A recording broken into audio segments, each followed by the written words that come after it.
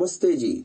64वीं श्रव्य कणिका वैदिक संपत्ति, इसके लेखक रहे हैं पंडित रघुनंदन लाल जी शर्मा। पुस्तक का संपादन स्वामी जगदीश्वरानंद जी सरस्वती द्वारा हुआ है। पुस्तक प्रकाशित है आध्यात्मिक शोध संस्थान नई दिल्ली द्वारा। हम द्वितीय खंड में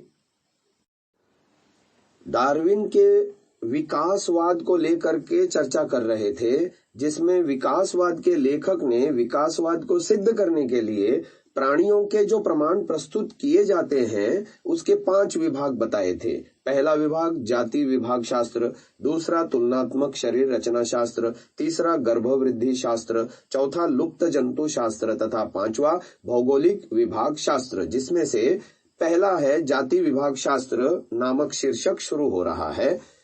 समस्त चेतन पदार्थों को उनके साधर्म्य वैधर्म्य अनुसार बड़ी या छोटी जातियों में बांट देना इस शास्त्र का उद्देश्य है।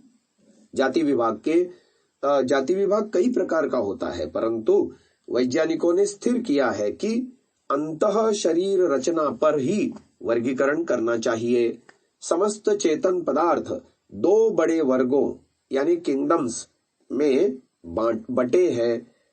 इनमें एक प्राणी वर्ग है, दूसरा वनस्पति वर्ग है। वनस्पति वर्ग को विकासवाद के लेखक ने छोड़ दिया है, इसलिए हम भी उसे छोड़ देते हैं। अब रहा प्राणी वर्ग, उसके भी 2 विभाग सब किंगडम्स हैं, एक पृष्ठवंशधारी प्राणियों का और दूसरे पृष्ठवंश विहीन प्राणियों का। इन दोनों विभागों को अंग्रेजी में वर्टेब्रेटेस और इनवर्टेब्रेटेस कहते हैं। पृष्ठवंश विहीनों की 5 श्रेणियां यानी क्लासेस हैं। विकासवाद के लेखक ने उनके नाम अंग्रेजी में इस प्रकार दिए हैं। पहला है प्रोटोजोआ, दूसरा है कोलेंटेराटा, तीसरा एकिनोडर्माटा, तीसरा अनेलिडा और 5वां मोल्यूक्सा। पृष्ठवंशियों की भी 5 श्रेणियां बतलाई जाती हैं। उनके नाम मत्स्य यानी फिशेस, मंडूक यानी एम्फिलबायंस, सर्पणशील यानी रेपिटलेस पक्षी बर्ड्स और स्तनधारी मैमल्स हैं। इन विभागों में भी श्रेणी यानी क्लास, कक्षा यानी ऑर्डर, वंश यानी फैमिली, जाति यानी जेनस और उपजातियां यानी स्पीसीज हैं। यहाँ हम लेंडी कुत्ते के उदाहरण से दिखलाते हैं कि इस वर्गीकरण में उसका स्थान कहाँ है। लेंडी कुत्ता प्राणी वर्ग, पृष्ठवंशधारी विभाग, स्तनधारी श्रेणी, मांसभक्षी कक्षा, श्वावंश यानी भेड़िया श्रृगाल आदि कुत्ता जाति और लेंडी उपजाति का है। इस वर्गीकरण से पता चल जाता है कि कौन प्राणी किस जाति का है। इस वर्गीकरण का वर्णन विकासवाद में पृष्ठ संख्या 39 से 41 तक आया है। विकासवादी प्राणियों के वर्ग जलचर, नभचर, स्थलचर या अंडज, पिंडज, उद्भिद, ऊष्मज या नीचे सिर, आड़े सिर, खड़े सिर अथवा वृक्ष, पशु, मनुष्य इस प्रकार नहीं करते। वे कहते हैं कि भीतरी रचना से ही शुद्ध वर्ग बन सकते हैं, किंतु अब नवीन विज्ञान ने इसे भी अशुद्ध ठहराया है। जब से खून की परीक्षा का क्रम आरंभ हुआ है, तब से उपर्युक्त वर्ग विन्यास गलत सिद्ध हो रहा है। अब तक लोग गिनी फाउल को मुर्गी के प्रकार का समझते थे, परंतु अब रक्त की परीक्षा से वह शुतुरमुर्ग की जाति का प्रतीत होता है। इसी प्रकार भालू को लोग कुत्ते की श्रेणी का समझते थे। विकासवाद के लेखक ने भी उसे श्वा जाति में ही गिना है। श्वा जाति अर्थात कुत्ता जाति, परंतु उसके रुधिर यानी रक्त की परीक्षा से वह सील आदि की भांति जल जंतु ही सिद्ध हो रहा है। जब से रक्त की परीक्षा निकली है, तब से पुराना वर्ग भेद तो नष्ट हो ही गया है, किंतु पर्दे में छिपे विकासवाद की जड़ें ही कटने लगी हैं।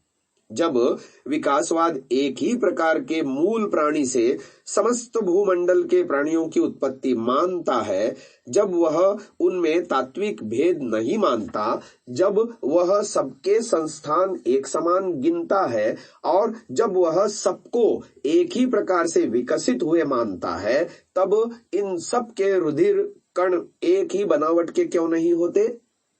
क्यों किसी जाति के प्राणी का रुधिर कण गोल, किसी का चपटा और किसी का वर्तुलाकार होता है? यह रुधिर का पृथकत्व सिद्ध करता है कि प्रत्येक जाति का शरीर भिन्न भिन्न प्रकार के रुधिर कणों से बना है। इसीलिए यह निश्चित होता है कि समस्त जातियां एक ही प्रकार के प्राणी से विकसित नहीं हुई, प्रत्युत सबकी उत्पत्ति अलग अलग हुई है। यह थोड़ी सी वर्गीकरण शास्त्र की आलोचना हुई। अब आगे तुलनात्मक शरीर रचना शास्त्र पर विचार करके देखते हैं कि उससे विकासवाद को कहां तक पुष्टि मिलती है। शीर्षक है तुलनात्मक शरीर रचना शास्त्र।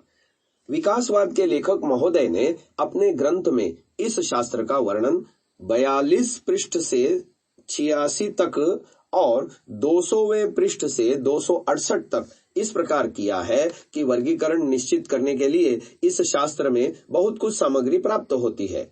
बाह्य रूप में अत्यंत भिन्नता होने पर भी कई प्राणियों का जाति विभाग इस शास्त्र ने एक ही वर्ग में किया है। अंतरीय रचना साम्य पर ही इसका निर्णय किया जाता है।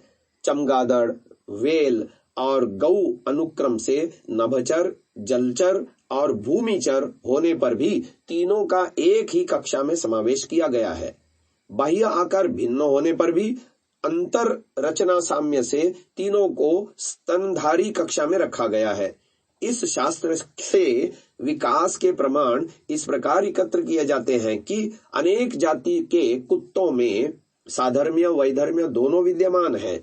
साधर्म्य से सब कुत्ते एक ही है और वैधर्म्य से बुलडॉग, ताजी और लेंडी आदि अलग अलग है, किंतु है सब एक ही पूर्व पुरुष की संतति। इसी प्रकार लोमड़ी, श्रृगाल और भेड़िया वैषम्य से अलग अलग है, परंतु मांस भक्षण आदि साम्य से एक ही पूर्व पुरुष की संतति प्रतीत होते हैं। बिल्ली और सिंह भी अलग अलग होते हुए भी एक ही है। इस सब का मांसाहारी और स्तनधारी कक्षा में समावेश होता है।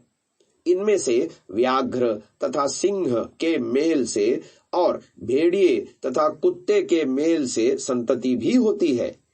भालू भी मांसभक्षक प्राणी है। इसकी अंतः रचना कुत्ते बिल्ली की रचना से कुछ पृथक है, परंतु इसका मेल उन्हीं के साथ मिलता है।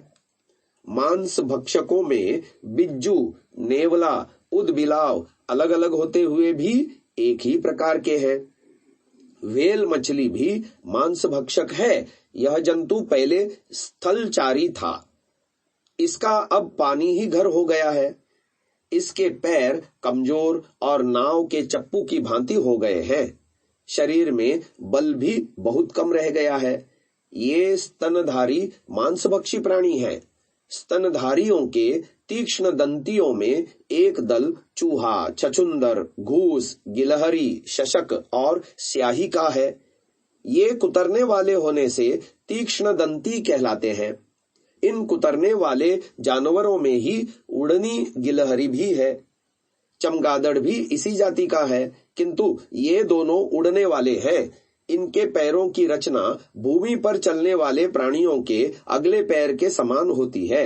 अतः विकासवाद का ये सबसे उत्तम प्रमाण है। स्तनधारियों में गऊ, अश्व, हाथी, ऊंट, हिरण, गैंडा, शुकर और दरियाई घोड़ा हिप्पोपोटामस आदि हैं। इनके सुम या खुर होते हैं। इन जानवरों के खुर संबंधी साधर्म्य के कई प्रमाण मिलते हैं। हाथी की 5 उंगलियां, टापीर नामक जानवर की 4, गेंडे की 3, ऊंट की 2 और घोड़े की 1 ही होती है। यहाँ अंगुलियों के क्रम ह्रास से विकास का कितना अच्छा प्रमाण मिलता है। ऑस्ट्रेलिया का कांगारू भी विकास का अच्छा प्रमाण है। कांगारू की मादा के पेट में एक थैली होती है। मादा बच्चों को पैदा करके इसी थैली में रख लेती है। इस थैली में स्तन होते हैं। बच्चे बड़े होने पर इससे बाहर निकल आते हैं। इसी प्रकार का एक प्राणी अमेरिका में होता है जिसका नाम ओपोसम है। इसकी मादा के पेट में भी एक थैली होती है। इसके सिवा डकबिल और ईकडना नामक 2 और स्तनधारी जंतु हैं। इनमें विशेषता यह है कि ये अंडे देते हैं, परंतु अंडों को पेट में रखने के लिए इनके पास भी उपर्युक्त थैली होती है। इस प्रकार स्तनधारियों में देखा गया कि कई जरायुज, कई कांगारू की भांति अर्धजरायुज और कई डकबिल की भांति अंडज हैं। ये स्तनधारियों और अंडजों के मध्यवर्ती प्राणी हैं। यहाँ तक स्तनधारियों का वर्णन हुआ। अब पृष्ठवंशधारियों की दूसरी श्रेणी पक्षियों का वर्णन करते हैं। पक्षी भी कई प्रकार के हैं। कोई दाना चुनने वाला, कोई मांस खाने वाला और कोई पानी में तैरने वाले हैं। परिस्थिति के अनुसार इनकी चोंच, पैर और झिल्लीदार पंजों की बनावट होती है। ऑस्ट्रेलिया, अफ्रीका, न्यूजीलैंड और अमेरिका का रहने वाला पेंगुइन पक्षी भी विकास का अच्छा प्रमाण है। जहां यह रहता है वहां कोई दूसरा पक्षी नहीं रहता, इसलिए इसकी उड़ने की शक्ति नष्ट हो गई है। यह पानी में तैरता है, इसलिए इसके पैर नाव के चप्पुओं की भांति पानी काटने वाले हो गए हैं। शुतुरमुर्ग और मोर की भी उड़ने की शक्ति कम हो गई है, क्योंकि इनको किसी पक्षी का डर नहीं रहा। यह परिस्थिति से प्राप्त विकास का उदाहरण है। पीठ की हड्डी वालों में तीसरी श्रेणी सर्पणशीलों की है। इस वर्ग में गोह, सांप, अजगर, नाकू, मगरमच्छ और कछुआ आदि हैं। इनमें से गोह की अनेक जातियां हैं। गोह की एक जाति में आगे वाले पैर नहीं होते, दूसरी जाति में अगले चारों पैर नहीं होते। सर्प को सब जानते हैं कि वह बिना पैर का है। ये भी विकास के ही प्रमाण है। पीठ की हड्डी वाले जीवों में चौथी श्रेणी मंडूकों की है। इसका जीवन चरित्र बड़ा ही विचित्र है। यह अपनी उत्पत्ति से लेकर युवावस्था तक के चरित्र से प्रकट कर देता है कि किस प्रकार मछलियों से उसकी उत्पत्ति हुई है। पहले वह गलफड़ों से श्वास लेता है जैसे मछली, फिर मुख से। पहले उसके पूंछ होती है जैसे मछली के, फिर वह लुप्त हो जाती है। इस श्रव्य कणिका को यही विराम देते हैं। आगे पीठ की हड्डी वाले जानवरों का वर्णन कल की श्रव्य कणिका में सुनिएगा। ओम।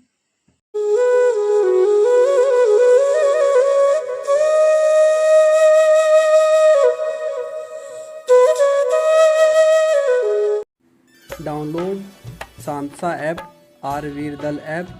Visit sansa.org, rvirdal.in।